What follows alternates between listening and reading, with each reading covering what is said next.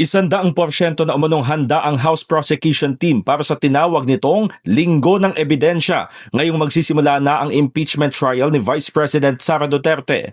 Ayon kay House Impeachment Advisor at spokesperson Robert Ace Barbers, tutok ang prosekusyon sa pagpipresenta ng ebidensya sa Senate Impeachment Court kung saan sa mga susunod na araw ay records, testigo at due process ang maririnig at hindi ingay sa politika. Ipinunto ni Barbers na dapat hayaang magmula sa ebidensya ang katotohanan at hindi sa propaganda dahil ang ingay ay may hangganan at ang proseso at ebidensya ay may araw. Binigyang diin din ni trial spokesperson Rene Luis Co na ang araw na ito ay hindi na tungkol sa drama at takipan.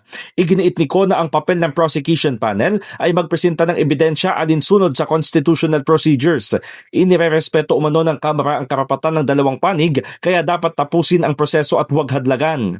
Dagdag ni trial spokesperson Zia Alonto Adyong, ang witness stand ay isang venue para sa sinumpaang testimonya at hindi sa political rhetoric. Inihayag ni Adyong na ngayong araw ay magsisimula ng makita ang opisyal na records at sa mga susunod na araw pa ay dapat magsalita ang testigo at ang proseso. In the heart of changing lives, ako si Brigada Haji Caaminio ng 105.1 Brigada News FM Manila, The Music and News Authority.